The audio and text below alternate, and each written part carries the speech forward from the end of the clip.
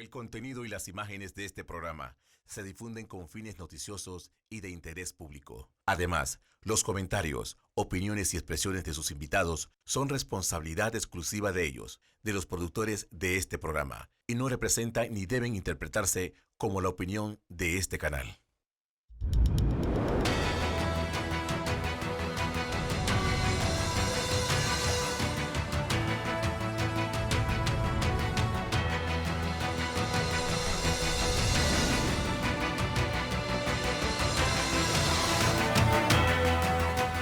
Feliz Día del Padre a todos los que nos honran con su audiencia. Hoy es domingo 16 de junio, pues un día en el que debemos empezar pues felicitando a todos los padres en su día y sobre todo lo que viene. ¿Qué viene? Pues la transición a 15 días, bueno, exactamente 14 días que termine el gobierno de Juan Carlos Varela y sobre todo el caso de crisis en el Partido Panameñista, crisis en Cambio Democrático y en qué estado están nuestras finanzas nacionales. José Blandón conmigo. José, feliz Día del Padre. Buenos días, Fernando, igualmente. Y del abuelo. En doble situación para ti. Buenos días, Fernando. Feliz Día del Padre a ti, feliz Día del Padre a todos ustedes que tienen... Nos agrada que ustedes compartan con nosotros un día tan especial para que usted esté tranquilo en su casa. Vamos a darle las informaciones, el análisis, el contexto en lo que se desarrollan los acontecimientos nacionales. Fernando, sin la menor duda, dos noticias acapararon la atención del país durante esta semana que acaba de concluir. Una, sin duda alguna, el martes, la prolongada audiencia que llegó hasta la madrugada del miércoles, en donde se anunció por parte del Tribunal de Juicio, en el caso de Ricardo Martinelli, la necesidad de sacarlo de la cárcel porque se había cumplido ya un año, aplicando el artículo 12 y 237 del Código Procesal Penal. Ricardo Martinelli, a partir de las 7 de la mañana de ese miércoles, fue un hombre libre, como dijo la crítica, libre a la mitad. Sí, fue un hombre en la mitad de su libertad. Pero ese tema sigue siendo y seguirá siendo noticia, no solo por el hecho de lo que ocurrió, sino las consecuencias del mismo. Y segundo, también la disputa que se está dando entre el gobierno entrante y el saliente sobre el estado de las finanzas públicas, en particular, más que las cifras macroeconómicas, cuál es el estado de liquidez de las finanzas en términos de la disponibilidad de caja para hacerle frente a las responsabilidades que incluyen, entre otras cosas, que, por ejemplo, el gobierno entrante, a partir del 1 de julio, va o no a subsidiar la luz eléctrica, para darle un ejemplo. Dos, los grados de compromisos que dejan los proyectos llave en mano en desarrollo. Tres, ¿qué va a hacer el gobierno entrante con los proyectos, las obras que están en proceso de licitación y que algunas están en proceso de evaluación y de finalización, como por ejemplo la extensión del Metro 1 hacia Bellasaita y el Hospital del Niño, que tienen esas licitaciones tienen serias dudas acerca de la transparencia de las mismas? ¿Qué va a hacer el gobierno con eso? ¿Cuáles son las obras que va a continuar? ¿Cuáles son el verdadero nivel de deuda hacia los proveedores que hay? Toda una serie de debates que ha, en cierta medida, confrontado. Y termina la Asamblea Nacional como la predicción que le dimos. Solo se aprobó la ley, el bono de los jubilados, y de ahí para adelante, de los 12 temas, ese fue el único que se aprobó. Y volviendo al primer tema, Fernando, en el caso de Panamá, el caso de Ricardo Martinelli, coincidió esto con una información internacional que está tomando cada vez más cuerpo en Brasil.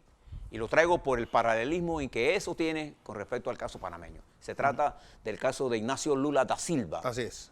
Particularmente en lo concerniente al juicio de Lavallato.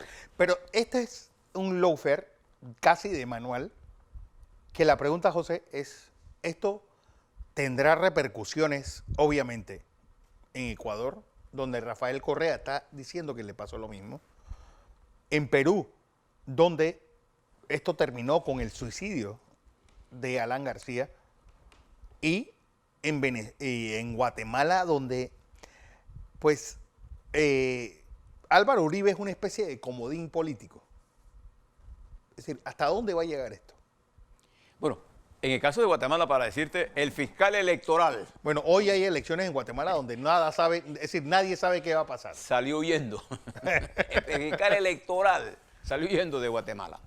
Que las elecciones se están desarrollando en este momento. En este momento. Y se supone, y se lo vamos a informar el lunes, que habrá una segunda vuelta por las mediciones que se tienen y porque es muy difícil que a estas alturas, en ese nivel de fragmentación que hay ahí entre diferentes candidatos del centro, de la izquierda y de la derecha, alguien pueda alzarse con el 50% más uno.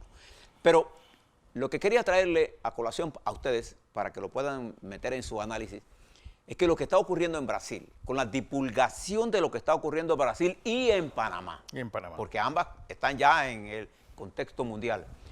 En el caso de Brasil, después de las divulgaciones que hizo Intercept Brasil, en donde puso de conocimiento una pequeña parte de la información que dispone de las combinaciones que hizo el juez Moro con el fiscal responsable de la investigación de Lavallato, en donde se coordinaron el judicial con la unidad investigadora. Pero no olvides, yo creo que una de las noticias más importantes de la semana fue esa disculpa pública de O Globo.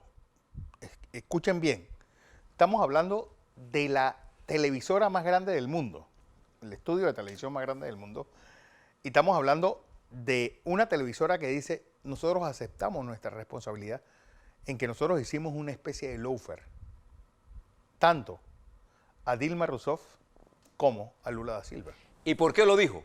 Porque las informaciones que se han divulgado, que el Ministerio Público brasileño dice que fue hackeado, pero no culpa al periódico digital que lo publica. Que es un norteamericano. Que no se sabe cómo llegó a sus manos todavía. Lo que sí se sabe es que las conversaciones son reales, que se dieron todas estas coordinaciones que lo que hacen es viciar el proceso que se le dio a Lula da Silva, entre los que aparece el apartamento que la empresa OAS en teoría le entregó a Lula da Silva, y la empresa que se vea vinculada a eso es Mossack Fonseca, en donde esa operación jamás se realizó, como dice la Fiscalía, y por eso Mossack Fonseca está bajo investigación aquí en Panamá. Aquí en Panamá. Entonces, ¿por qué yo le traigo esta explicación? Porque ahora en Brasil, el vicepresidente de la Corte Suprema de Justicia Federal está bajo investigación también. Y recordemos que a este juez Moro, cuando él divulgó conversaciones entre Lula da Silva y la señora presidenta Rousseff, lo hizo para afectar a la presidenta y no permitir que Lula da Silva fuera ministro de ese gobierno. Lula da Silva, perdón, el juez Moro fue amonestado por el Tribunal Superior. Todo esto está en discusión. Ahora traiga todo eso a Panamá. Y en Panamá nosotros tenemos ahora que después de 12 meses de proceso, cosas como la siguiente usted tiene que recordar. Una, que al presidente Martinelli se le lleva a un proceso sin habérsele formulado los cargos, sin hacerle una imputación. Se le hace una acusación a través de un exabrupto jurídico que utilizó el fiscal de la causa, el magistrado Díaz, y a través de ese exabrupto se pide la extradición. Y en el documento que se adjunta como parte de la traducción se incluyen declaraciones de un testigo que no había sido parte del proceso aquí en Panamá. Entró clandestino esa información. Pero aún así, cuando Ricardo Martinelli regresa a este país, llega, no se le permite a sus abogados que lo atiendan, no se le permite, tal cual había sido establecido en el proceso de extradición, que lo vieran médicos especializados inmediatamente con el equipo adecuado para valorar su estado de salud, que venía deteriorada. Y se inventan una audiencia de control. ¿Te recuerdas aquel día? Bien. En 12 meses se probó, casi al 1 o 2 meses de este proceso, que la Corte no tenía competencia para juzgar a Ricardo Martinelli. Y el magistrado Mejía, legislando desde su banca de magistrado de juez del proceso, pasó por encima de todo eso y esgrimió una tesis peregrina de que bastaba la presentación de una investigación para darse como acusación.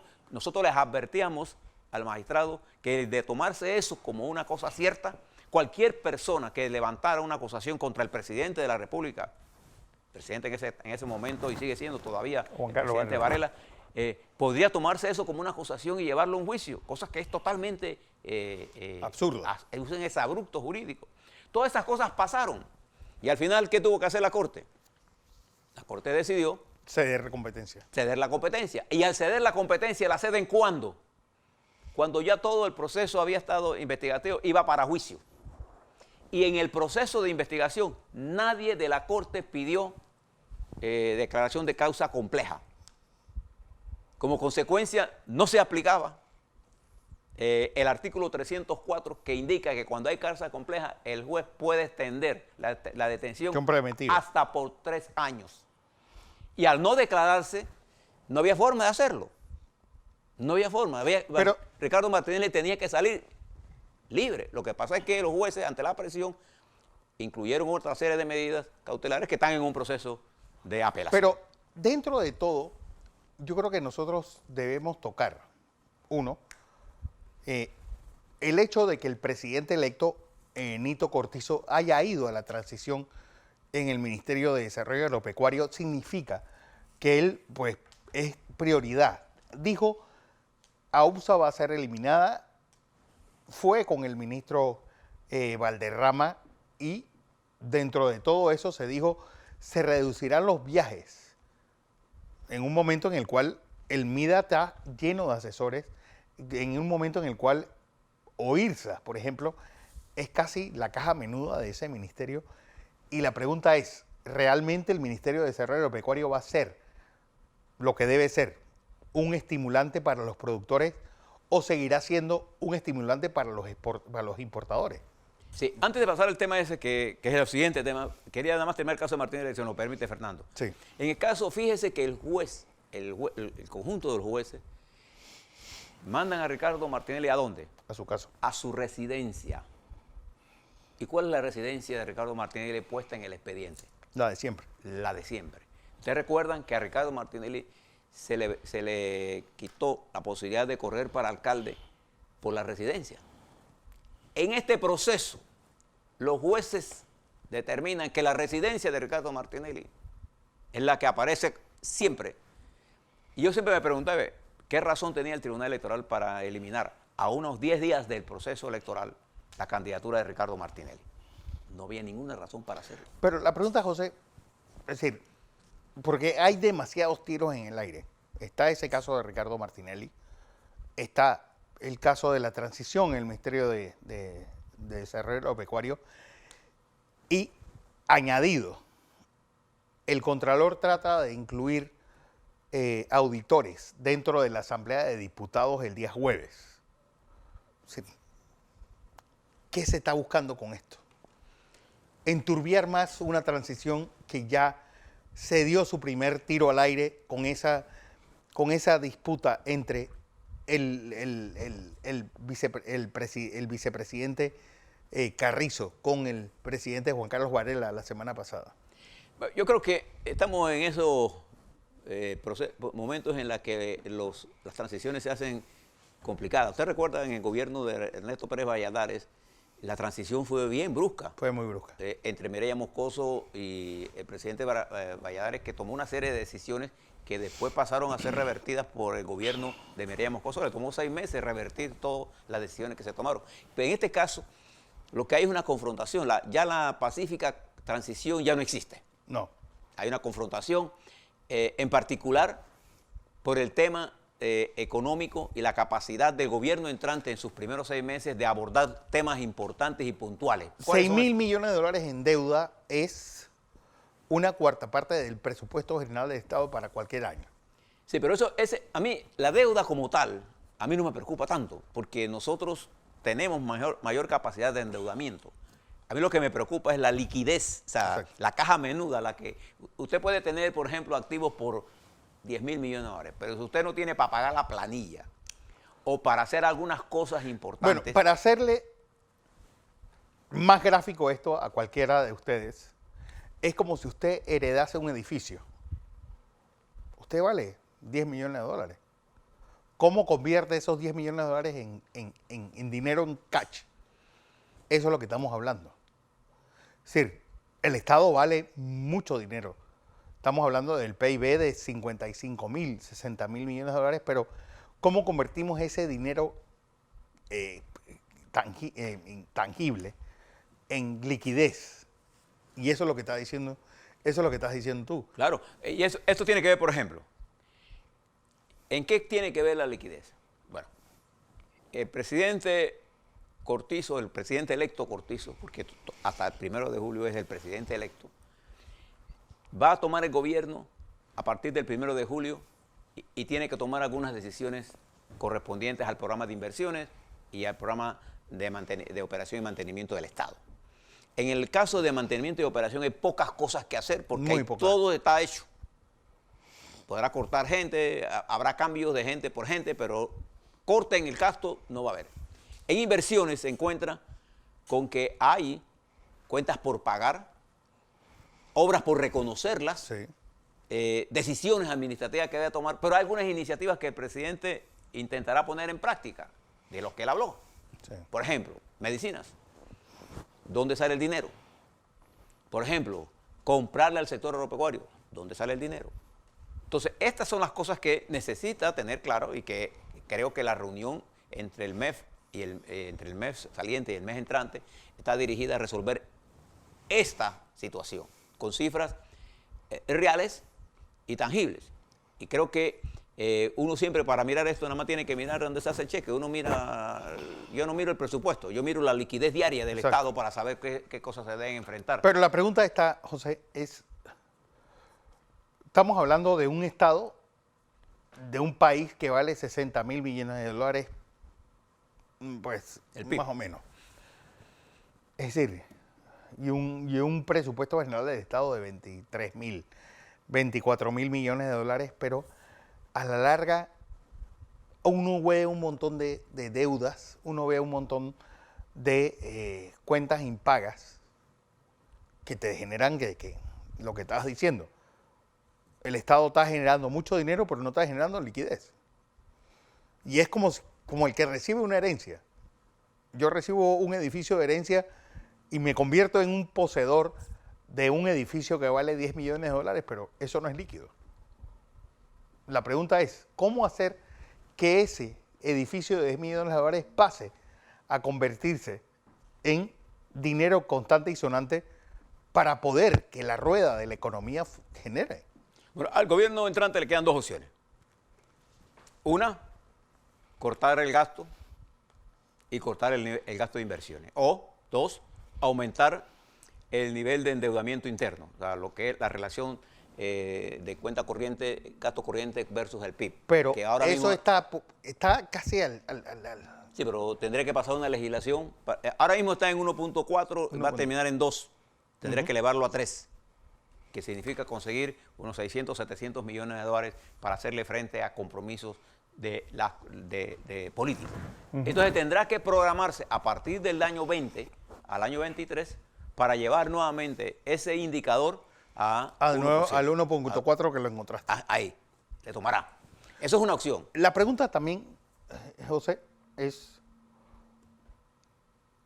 ¿cómo va a ser esa reactivación de la economía? Y sobre todo, pues, en un momento en el cual 6.000 millones de dólares en cuentas por pagar, en proyectos llave en mano y diferentes instrumentos financieros que está heredando el nuevo gobierno. Dos, pues también estamos hablando que los gobiernos locales van a tener menos liquidez a partir de este año. Del 20. Eso, pues, también va a limitar mucho. Sí, pero las deudas de los programas de inversiones, de esos 6.000 y tantos millones que tú hablas aproximadamente, esas son deudas en un largo plazo. El gobierno puede a esa deuda refinanciarla. Claro. El problema de esto es que nosotros deberíamos tener una política de inversiones públicas dirigidas a bajar la relación deuda-PIB.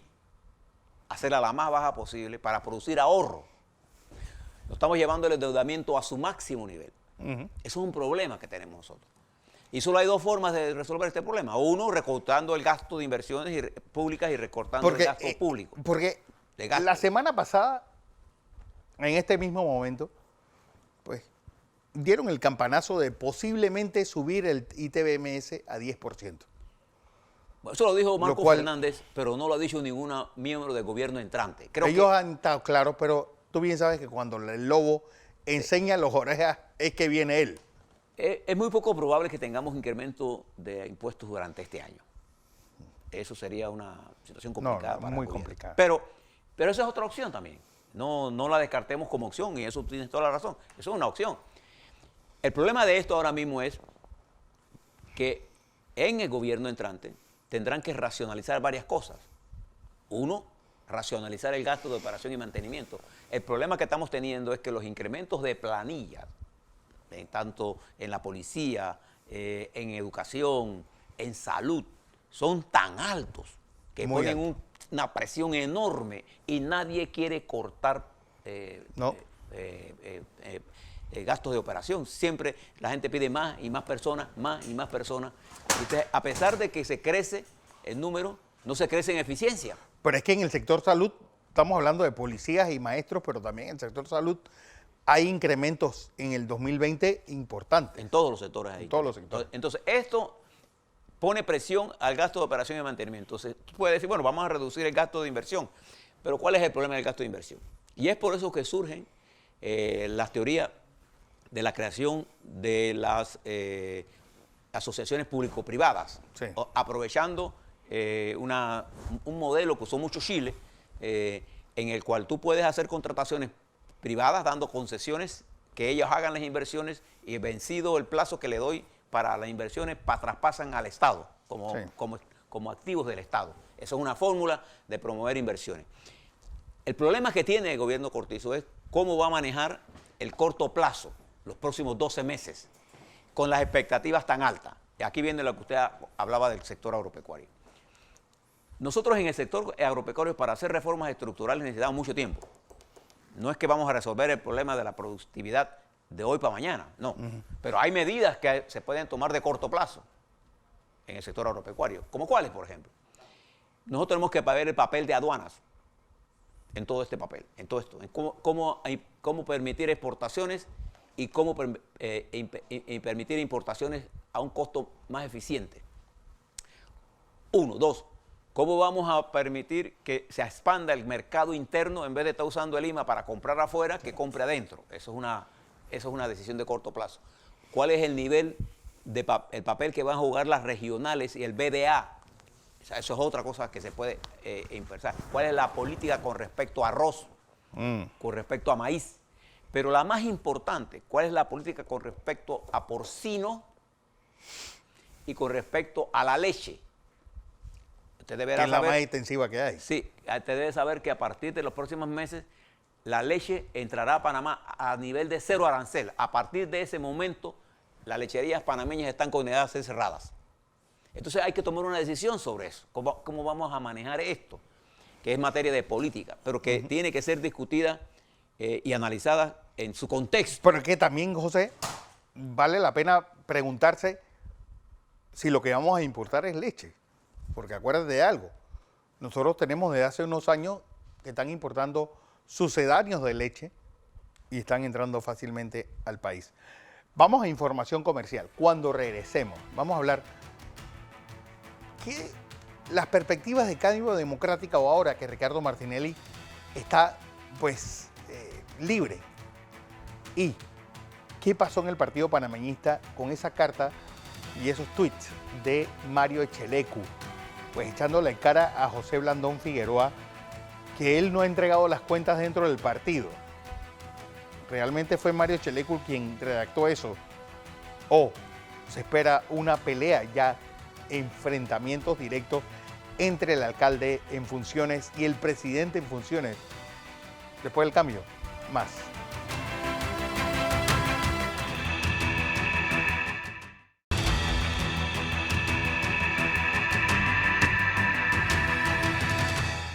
Seguimos de vuelta con Entre Líneas, don José. Crisis en el Partido Cambio Democrático, crisis en el Partido Panameñista, crisis en el Partido Popular.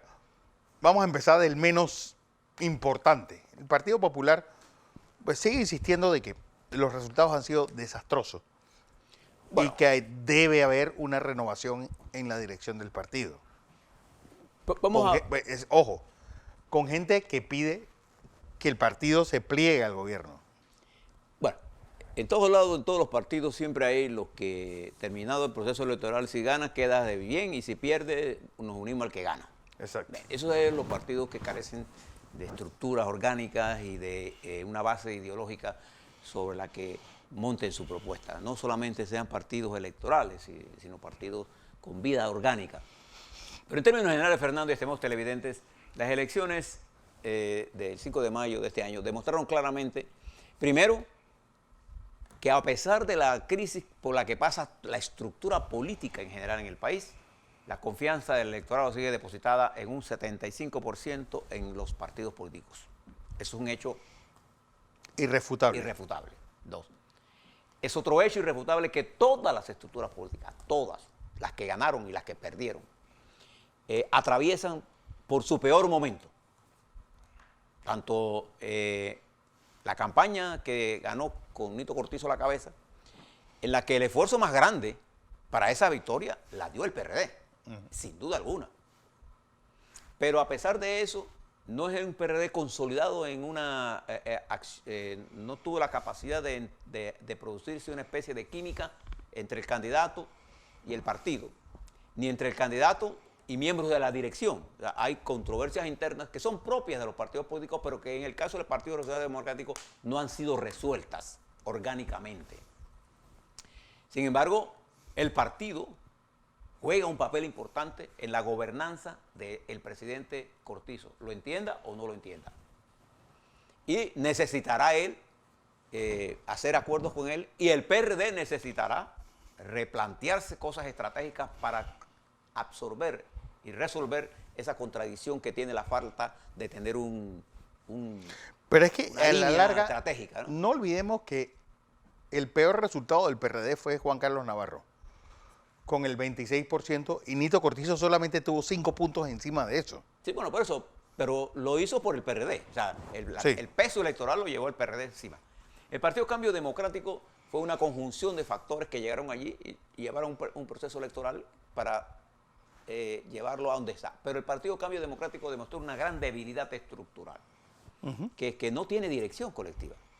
La pregunta, porque, por ejemplo, Luis Eduardo Camacho pone un tuit donde dice: no puede ser posible que nosotros hayamos sacado en San Miguelito 7,000 votos más que Nito Cortizo, es decir, el Partido Cambio Democrático en la papeleta presidencial ganó, y tenga solamente un diputado versus 4 del PRD.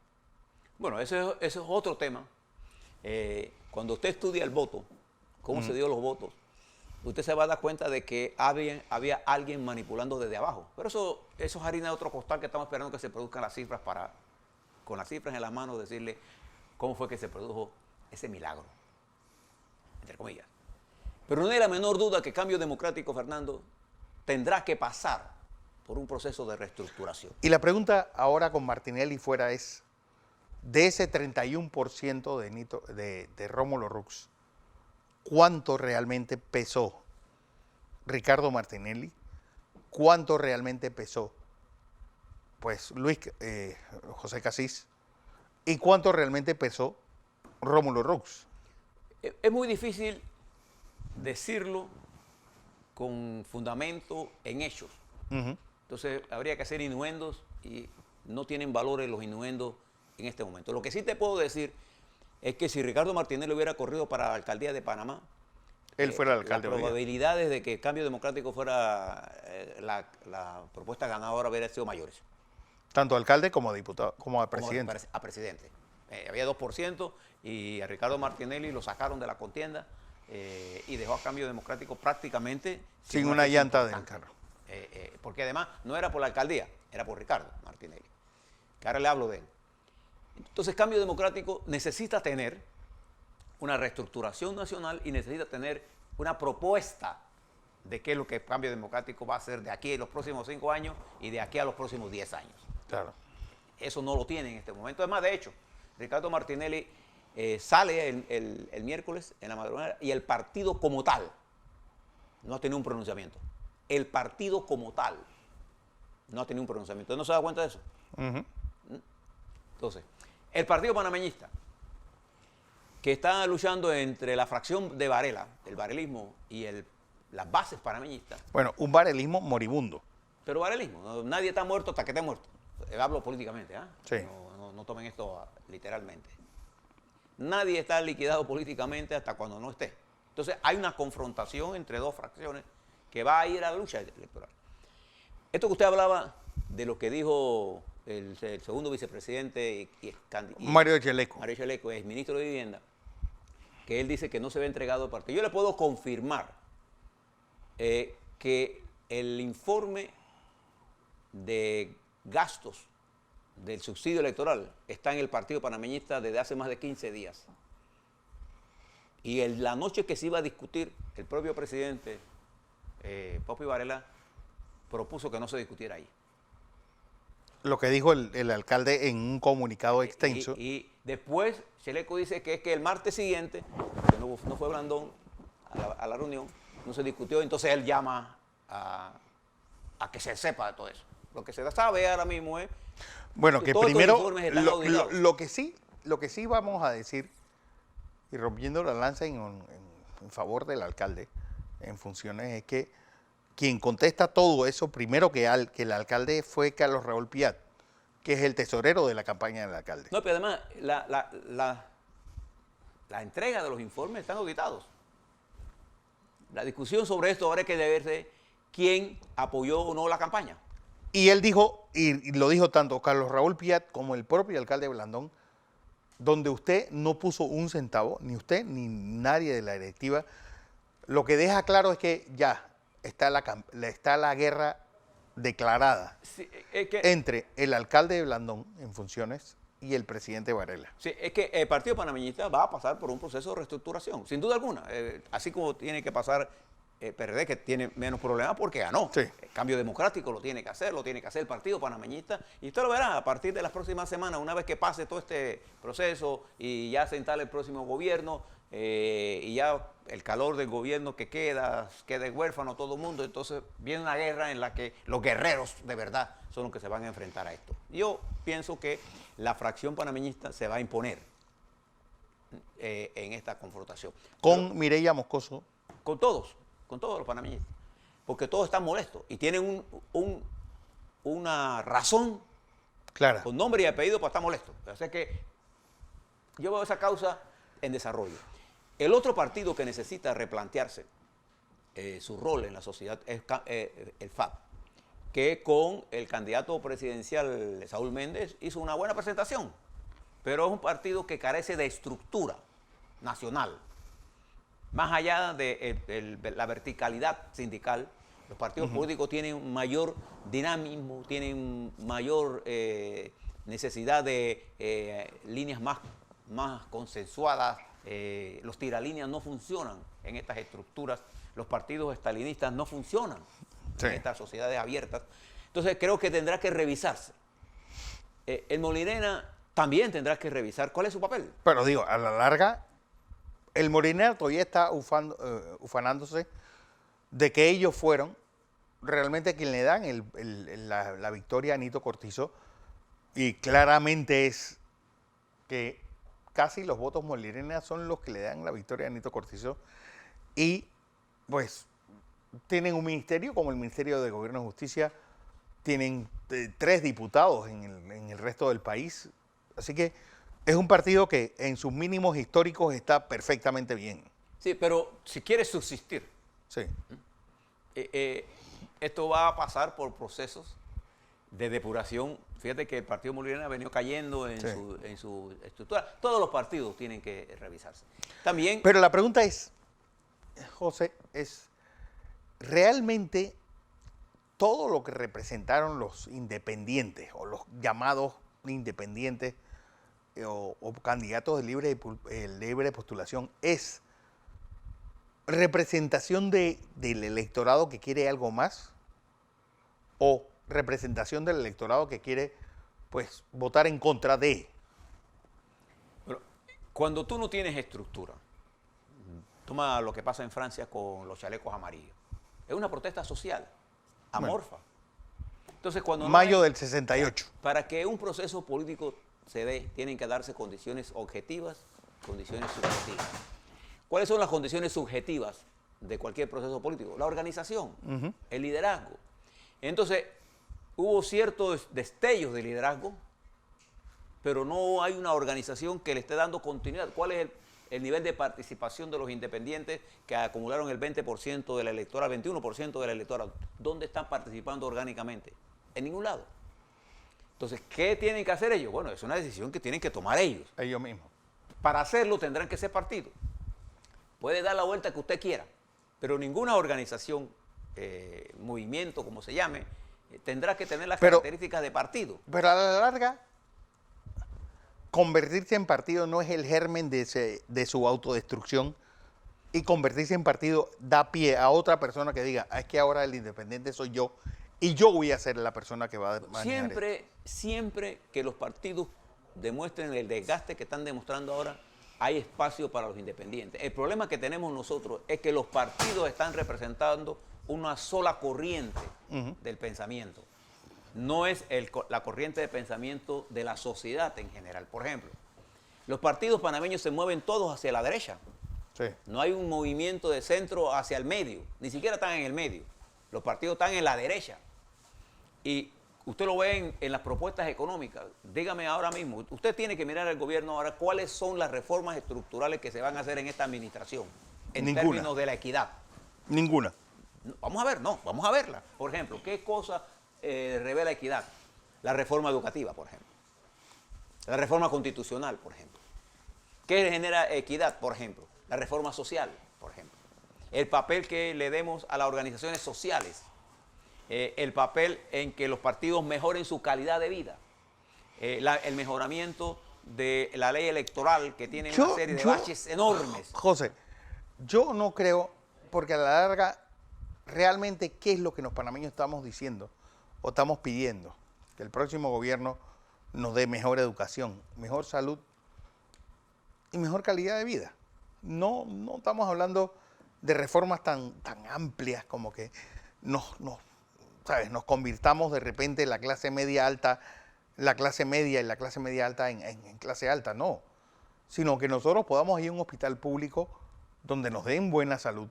Nosotros podemos ir a una escuela pública donde nos den buena educación.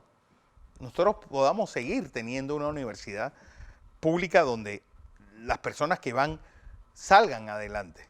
Pero eso realmente es lo que estamos recibiendo. Y ahí es donde está la gran incógnita de lo que nosotros estamos viendo en el futuro. Es una especie de, los grandes grupos económicos tienen todo, se le da subsidio a los más pobres para que pues, estén o se mantengan como pobres, pero ¿qué pasa con lo que estamos en el medio? Pero fíjate, la reforma educativa, para tomar una reforma que genera equidad, la reforma educativa, todos que hablan de la reforma educativa, hablan de la reforma educativa en la base, parvularios, y primaria. Y primaria la antigua. Y la media.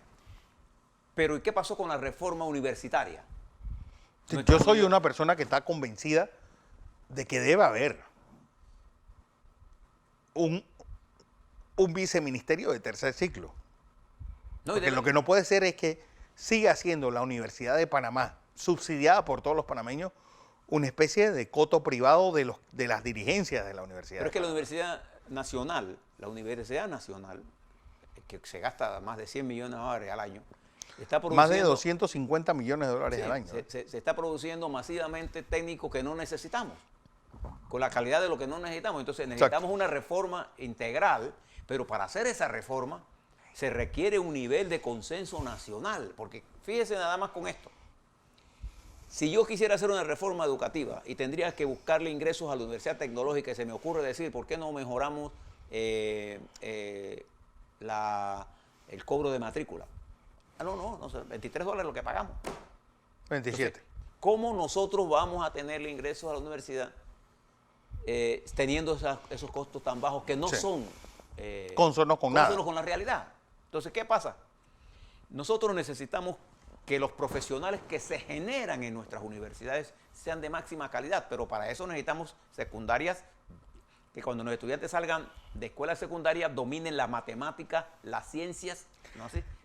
Y el lenguaje. Pero es que ahí entra, José, yo la anécdota que ustedes que me siguen día a día con las efemérides, yo siempre he dicho, sí, ¿por qué Chile fue y es lo que fue? Porque en un momento dijeron, vamos a coger a la gente más inteligente que esté aquí. Y uno de los más inteligentes que estaba ahí era Ángel Rubio, que era venezolano. Pues nacionalicémoslo.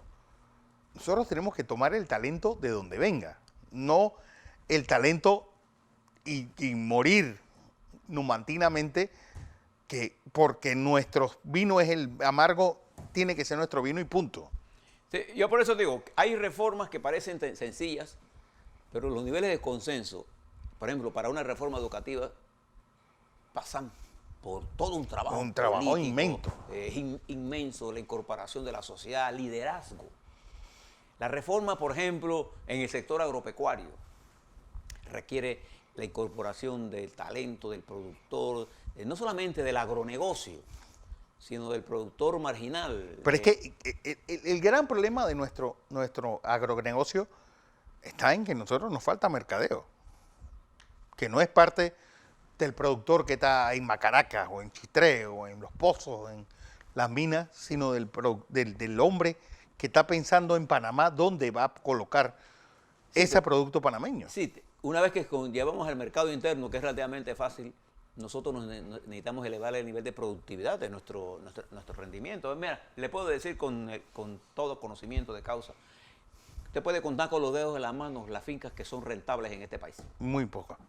Puedes contarlo con los dedos de la mano, en la ganadería, de ceba, de cría, de leche, en los cultivos, en la palma, en lo que sea, maíz. En maíz, en tomate, en cebolla, en guandú. No son rentables. Entonces, ¿qué tenemos que hacer?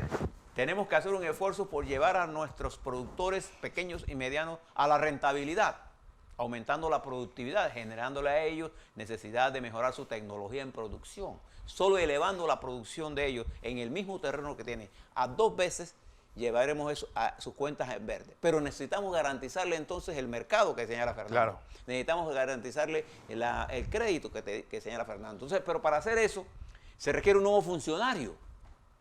Ese funcionario, ¿quién lo va a formar? ¿Quién lo va? Ese entusiasmo, ¿quién lo tiene que hacer? ¿El PRD solo? No, lo tiene que hacer toda la sociedad. Bueno, es que vamos a información comercial cuando regresemos. Realmente el INA, por ejemplo, donde va a ser el primer gabinete de este gobierno, está produciendo personas que van a hacer ese cambio radical en el mercado agrícola. Porque la pregunta es, ¿el INA está generando personal de qué año? Información comercial, cuando regresemos. Eso y más.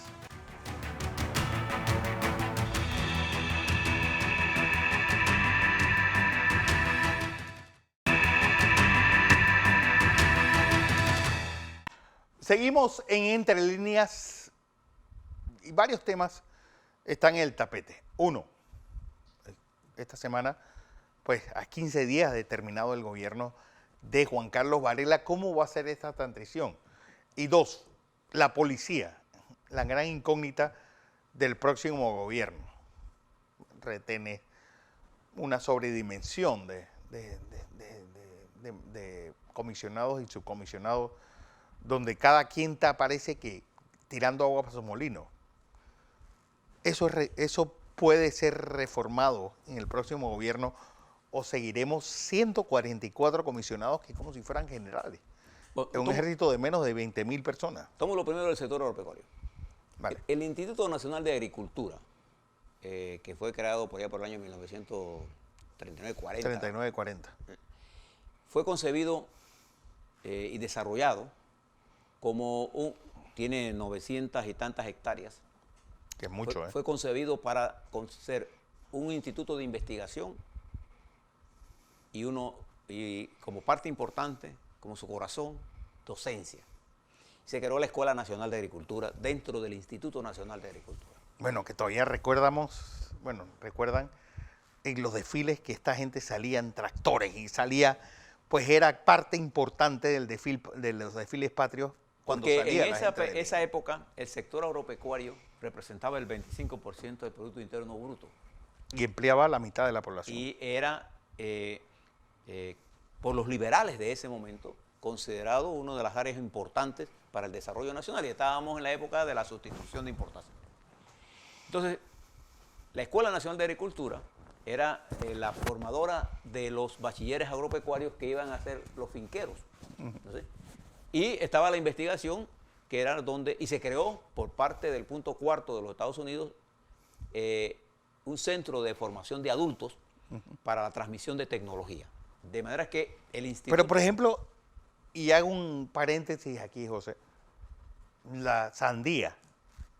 La sandía es un producto hecho a través del punto 4 y que estamos hablando de menos de 70 años. Es decir, en 70 años nosotros hemos producido muy buenas sandías. ¿Y por qué no hemos hecho lo mismo para los otros rubros? Hemos avanzado en algunos. Lo que pasa es que todo esto tiene que ver con el nivel de inversión que tenga el sector agropecuario. Entonces, el Instituto Nacional de Agricultura se ha venido deteriorando y como consecuencia la escuela. Si usted va hoy al Instituto Nacional de Agricultura, usted encuentra que el nivel de lechería, con el manejo de lechería que está ahí, es lo que no se debe hacer. Lo que hay en avicultura, porcinicultura, que tenía antes las mejores crías, las mejores... es más, el instituto producía sementales de ganado de cría de lechero y producía sementales porcinos para vender a los productores. Pero, ¿qué pasa que a 40 kilómetros de ahí, en Monagrillo, tú tienes sementales que estás vendiendo? Es decir, estamos hablando de escasos 40, 50 kilómetros de ahí. Sí, es que ha habido desarrollo tecnológico en ciertas áreas, así como por destellos, pero no ha habido transmisión de la tecnología masiva al productor que no es el agronegocio. Entonces, el Instituto Nacional de Agricultura tiene que ser transformado en un verdadero centro de investigación y un verdadero centro de docencia. Primero hay que saber qué es lo que quiere formar. Entonces, ahí hubo la discusión si se metía el MEDUCA o se metía el Ministerio de Agricultura. MIDA. Antes estuvo regentado bajo el Ministerio de Agricultura y después se metió el MEDUCA y entonces eso quedó ni chicha ni limonada. Sí. Entonces, eso es una cosa que hay que decidir. Pero eso es parte de una política de investigación general que ha tenido algunos avances en algunas áreas, se han producido algunas cosas, pero yo le doy un ejemplo. Aquí todos los años se gastan millones de dólares en producción de pastos, siembra de pastos, pero no hay investigaciones en pastos. Que nos digan ¿Y dónde nosotros, está el IDIAP? bueno, el IDIAP hace algo, lo que puede, bueno, el IDIAP tendrá un presupuesto, ¿qué? De 2, 3 millones de dólares. No tenemos ni siquiera granjas en riego para ver las diferencias. El Instituto Nacional de Agricultura tiene los diseños de riego que darán los norteamericanos. Hace 60 años. Entonces, necesita una reingeniería. Si usted deja eso que está allí, y usted dice, bueno, vamos a hacer algo aquí, y mira ahora otro, porque ese es el sector agropecuario, ahí tiene usted que tomar una serie de medidas en el sector agropecuario para llevar esperanzas a ese sector e incorporarlos a ellos a buscar acuerdos. Lo que pasa es que ahí hay el agronegocio, tiene intereses que conspiran contra el desarrollo real de la estructura Los grandes importadores son a su vez productores. Entonces es un problema. Entonces, por otro lado, la estructura de comercialización agropecuaria, bueno, Merca Panamá fue un éxito y así hay que hacerlo, pero fíjese que en Merca Panamá la Junta Directiva está integrada por importadores. Totalmente. No por productores. Mire qué contradicción. Entonces, por otro lado, en el caso de otro de los temas importantes de este país, que es el tema de seguridad, al nombrarse un nuevo director con tantos años de experiencia allí, la primera cosa que tenemos que poner en orden es las mismas estructuras de la policía. Sí. Así, los estamentos de seguridad tienen que garantizar primero que la disciplina, que los ascensos, todo se va a hacer por mérito y romper esa cadena malvada, perversa, de tantos comisionados, ¿no? Así, que lo que significa una erogación tan alta. Pero es que a la larga, José, no olvidemos que ¿cuál es la piquera más grande de Panamá? La policía. Es decir, pasen cualquier día de la semana por el cuartel de Albrook y ustedes van a ver una cantidad de taxis ilimitada. ¿Qué están haciendo realmente 144 comisionados en una pie de fuerza de 20.000 personas, de las cuales 5.000 están cuidando frontera y 4.000 están cuidando personas muy importantes del gobierno? Nada. Sí, imagínense, el rango de comisionado es el rango de general. Sí, mira, los mandos de la Policía Nacional requieren, desde subtenientes, desde los barros de cabos, cabo primero, cabo sargento, de subteniente, requieren la garantía de que su ascenso va a ser por meritocracia. Pero aquí los gobiernos han siempre querido jugar con la policía y tener su propio... Sí, el clan agua, el clan no sé qué. Entonces eso lo que ha desarrollado es la indisciplina. Entonces, la primera cosa que hay que poner en orden es los estamentos de seguridad. 2, hay que tener una estrategia para manejar la seguridad, que no importa cuál sea el pie de fuerza si no incorporamos la comunidad en esto. No importa qué haga la policía si no hay una relación entre la fuerza, los estamentos de seguridad y los medios de comunicación. Fíjense, por ejemplo, aquí cualquier malandrín, para dar un ejemplo, desde la cárcel, coge un teléfono y tiene prioridad en las líneas de comunicación de televisión. Sí. Entonces hay que regular, eso no puede ser. En los países serios no se permite que un detenido esté hablando por teléfono. Porque estamos hablando de alguien que a lo mejor está fomentando la criminalidad y ni hablar de las cárceles. Sí.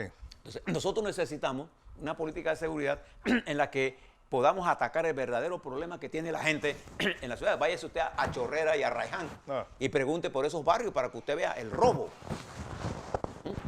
La familia que hace un esfuerzo por comprar su estufita, su casa, su televisión, cuando llegan allá, le han robado todo. Sí. Entonces, vaya usted a Raiján, a Nuevo Raiján, a Chorrillo, a Chorrera, los asaltos, las violaciones. Entonces, eso es parte de la estructura. Entonces, ¿qué estamos haciendo? Creando una especie de policía pretoriana para cuidar a los mayores. Entonces, si no hay una integración, si la ciudad no está mejor iluminada, si no hay una integración entre el trabajo policíaco, la inteligencia policíaca y el apoyo de la comunidad. No solamente eso, José, sino que si no estamos claros que la ciudad de Panamá no es solamente Panamá, es San Miguelito, Arraiján, La Chorrera, porque tienes que tomar toda la gran urbe metropolitana como si fuera un solo área. Nosotros vamos a seguir dando palos de ciego y teniendo esos problemas que tenemos. Y cuando tú aprietas la ciudad, ¿así? Al falta de una estrategia, entonces, ¿para dónde se va la delincuencia? Para el interior. Claro. Observe para que usted vea, en el interior están ocurriendo actos de bandas, Chiriquí, por ejemplo. Agua Dulce. Un área para tomarla en consideración. Entonces, tenemos que tener una estrategia general que tiene que estar combinada entre la Policía Nacional, los medios de comunicación, un esfuerzo nacional. Porque todos somos parte de la seguridad. Y usted se ha fijado que cada vez más estas intolerancias en las calles le están faltando el respeto a la policía. ¿Por qué? Porque al desmejorarse la meritocracia, la disciplina, ¿cómo yo voy a seguir a un policía si mi jefe es un gordo, panzón, ¿no? Que me manda a la calle, pero él no va? Él no va. Entonces, usted tiene que ser un oficial. Tiene que saber que él dirige el cuerpo de la cual él es su máxima, él es el máximo soldado de esa causa. Entonces yo creo que son reformas que requieren profesionalismo. Así es. Una filosofía de la meritocracia para lograr que esos cuerpos se consoliden. Aquí hay gente con experiencia profesional en esas áreas. Hombre, tomemos su conocimiento. No queda otra. Así es. Bueno, a todos muchas gracias por su audiencia. José, a ti, feliz Día del Padre. A ustedes, feliz Día del Padre en este domingo 16 de junio. A todos muchas gracias por su audiencia. Nos vemos mañana a 5:45 de la mañana en Next Noticias.